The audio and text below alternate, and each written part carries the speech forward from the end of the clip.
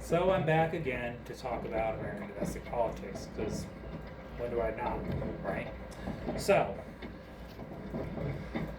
it turns out now, there's always a new low with this federal government right now, with the current crap show of leadership we have right now, who's effectively turning our country into a fascist cabal and collapsing our empire. Well, now, turns out DHS, yes, Department of Homeland Security, which effectively is an American form of jihadist, okay, they're now going to have a terrorist watch list, and they're going to put anybody on it that protests this government. Anybody, for any reason. They're literally saying it to the protesters' faces now. We're going to put you on a list, okay, for simply recording them,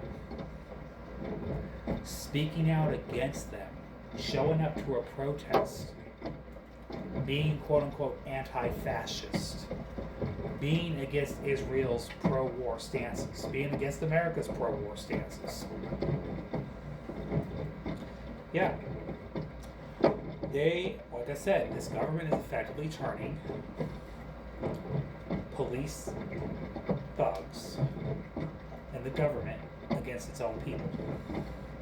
This is what we're witnessing. 21st version of American Nazi Germany on American soil. Okay. This is not okay.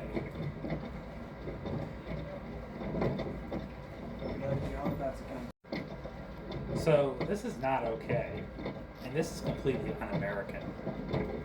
All right. This is the opposite of patriot. This is anti-patriot. What this guy is doing, and what this whole administration and cabinet is doing, is effectively turning our country into a regime like North Korea and Russia, Turkey, okay, Hungary, countries that we do not want to be anything like. All right. So, I've said this before, they are attacking everything we value about this country. The good news is, the majority of the public is waking up, including a decent amount of people that voted for him. Okay? Again, the 5, 10, 20% that voted for Trump, they aren't 100% on board with what he's doing. Again, they voted for nuanced reasons, some of them. And, reasons I may never understand. But here's the thing. A lot of people voted for Trump because they were just tired of the status quo. And they believed his economic record his first term was good. Which, newsflash, it really wasn't. But, he basically effectively took credit for the former president's economy. But people have to remember, he didn't do much damage to the economy either. He didn't push any terrible policies like he did this time around. Now American people see that his economic record is terrible. Okay? And every time he loses politically, and he feels the ground falling out from under him, this is what he does. He responds with pushback. By threatening his political opponents. By sending the National Guards out to the streets and protest and have parades. And go after people, and threaten to persecute and prosecute his political opponents, and shut down protests, because he does not like to be unpopular. He does not like to be, he likes publicity, but he hopes the publicity, he can always spend the publicity in his favor, and it's not working out for him this time. And when he feels like he's losing, this is how he reacts. Okay? And again, January 6th, from his first term, when he lost re-election, he doesn't like losing. Okay? We saw that. Well, he's here back in the government again, doing the same crap. But I know it's convenient for some people to forget about COVID. A lot of that was because of his mishandling of COVID. I think a lot of people have forgotten that. But they want to give him credit for the good economy. Whatever. Okay, well, here we are. Well, now that percentage that voted for him is definitely not on board with what he's doing. Because you see the economy's not getting better, it's getting worse. Inflation's out of control. He's doing these ICE raids in the street, which is going to further worsen the economy. Mass deportations, shooting and killing protesters. This is the shit North Korea does. Excuse my language. This is the stuff North Korea does. This is the stuff Iran does. This is stuff that other countries do that are not Western democracies.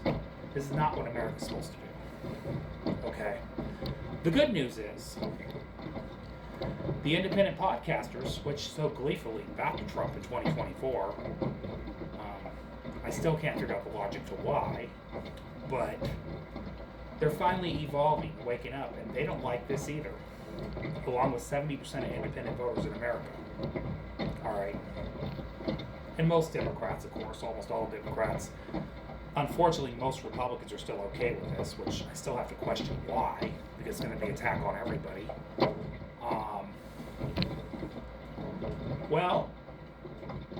But I will say at least around 20% of Republicans aren't okay with it, so that's 2 in 10. It's something. So the independent podcasters are obviously feeling the energy and the rage from their own audience, and they're realizing, oh, our audience don't like what they voted for. They don't like the fact we supported him. They told us to vote. We told them to vote for him, and a lot of them did, because these podcasters are highly influential. Okay. Well, now they decided to draw a line and say enough is enough. This guy has not kept his promises. He hasn't done any things we wanted him to do. And we don't like the ICE raids in the streets. And I have to say, good. We should never be okay with that. We should never be okay with the government turning on its own citizens. All right. So, they're calling this BS out. They're mad. They're pushing back, and that's good, because their influence has a lot of power, and we need it. I don't agree with why they ever supported him. I don't get it. And it's unfortunate. And it's Johnny come late. They've come to the party late. But at least they're there. It's progress. You know, so here we are. But yeah, this is not okay, you guys. There should be no government putting people on a watch list because they don't like that person's politics, or they don't like the fact they're being filmed, or the fact that you're protesting them. Okay? So, yeah, I just had to bring this up in this video. Anyways, y'all have a great day. You have a great night. See you later. Goodbye. Love y'all.